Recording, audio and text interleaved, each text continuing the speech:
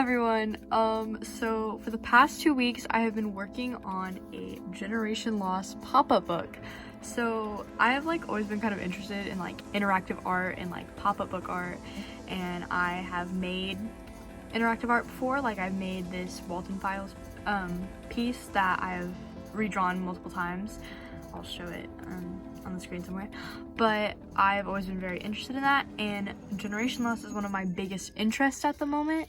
And so I had been making some interactive Generation Lost art and posting it to Twitter, and it did really well, so I decided to make a whole pop-up book. It took me around 2 weeks to do the whole thing. I worked on it almost every day except for maybe 2-3 days in that span of the 2 weeks that I didn't work on it. But I mostly worked on it every single day. It took me many hours. Each page probably took me around 2 hours. Most of this is watercolor. All of the backgrounds are watercolor, and most of the whole pages are watercolor, except for a few that are colored with markers and colored pencils. So I'm going to basically be breaking down this entire book and how I did stuff and stuff like that. If you want to see just the entire book without me talking, I have posted it to my Twitter, my Tumblr, and probably my TikTok. So if you want to see that, go check that out. My links will be in the description. But here is my analysis of my pop-up book. So here's the front cover.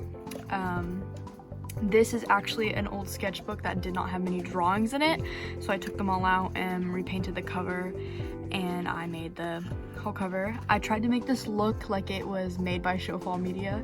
So we have the whole cover with the VHS, and then the back cover. I forgot to mention, this whole pop-up book is heavily inspired by this Harry Potter pop-up book I've had since I was 10. I even copied the back cover because I'm not that original. But lift the flaps, pull the tabs, and enter the world of Generation Lost, the social experiments. I put my own name on it because I did it. I just covered up my last name. Showfall Media logo. This is the stuff that appears on books, the copyright. This is a barcode, obviously. But yeah, so that's the covers. And then the first page is supposed to be an introduction to how he's controlled, You can do the little strings and make the arms move. This is the piece that made me want to do the pop-up book. I'd post this to Twitter and I was I'm gonna make a whole pop-up book for it. So this is the beginning. I did this by making the whole drawing and background one thing, and then I made the arms separately, tied the strings to the top, and then I got actual the stick part of a Q-tip. I cut it and poked it through the page, attached it to a paper with a string, and so that's what makes the arms move. And then we have the slime dimension page, which the background's watercolor. I think Charlie is primarily colored with colored pencil, but there's some acrylic paint for the slime. And then it has the door opening mechanism, which is inspired by this page in the pop-up book. The mechanism is inspired by that. So just have a little door opening. Rambo is colored with colored pencil and marker. So this is the fight scene page. You kind of gotta set it a certain way for it to work very well. But both of them move. The mechanism for this page was inspired by this page in the pop-up book.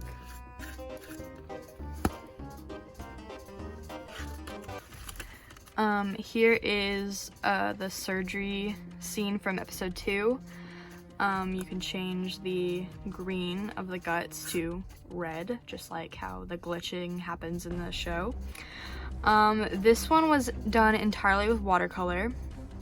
And I just did it by inserting this part into 2 pieces of paper. It's pretty simple.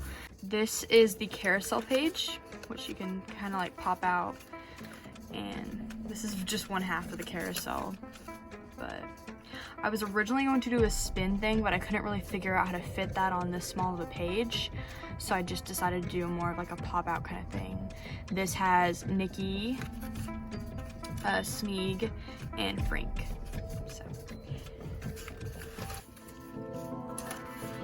So this page is kind of to represent, you know, the end of episode 2 where Rambo realizes that it's all a show and stuff. So you can pull this tab to turn the lights of his mask off and then back on. This was done with watercolor. Again, just another insert like in the surgery page. Kind of simple. Kind of like, you can't really, you know, recognize unless you look closely what this is doing because it's kind of small.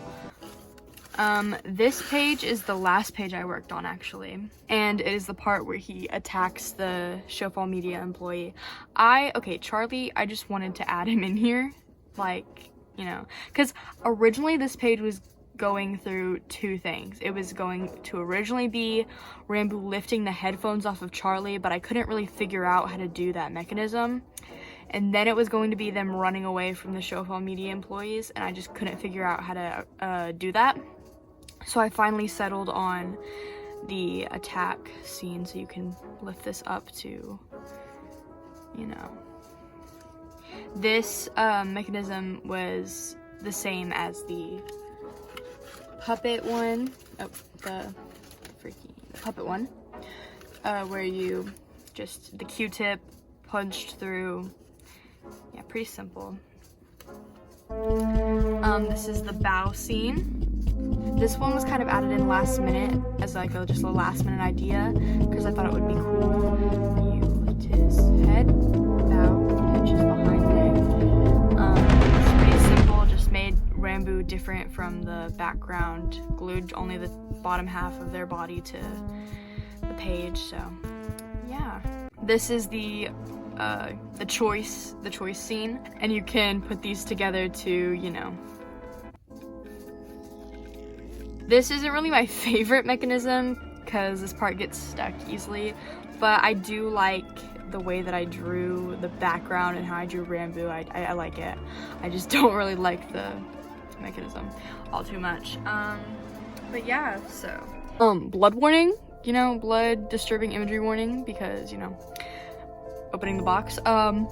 This is the first one I worked on. I worked on this a couple weeks ago, and I posted it to Twitter and people liked it. I also posted it to Tumblr, but yeah, so this is the first piece, but it's ironically the last page. So you open the box, you know, and then you open the mask. So this is my favorite page because I just really like it. But yeah, and that is the last page. I am very proud of this. It is probably my favorite art thing I've ever worked on. I hope you've enjoyed it as much as I have. And you know, if you liked this video, feel free to like the video, obviously, or, you know, maybe you can subscribe. I'm gonna be posting like probably sketchbook tours, animatics if I feel brave enough. But feel free to follow me on Twitter. I'm very active on there. I post art, edits, and tweet about generation loss and Rambo. Follow me on Tumblr. I'm less active on there, but, you know, I post my art sometimes, once in a blue moon if I like it enough. I have Instagram. I just mostly post just images of my art, just as a little portfolio kind of thing. And then on TikTok, I might post like tiny little animatic kind of things once I figure out how to, like, you know, post art on there. But yeah, so I hope you enjoyed this video, and I'll catch you in the next one.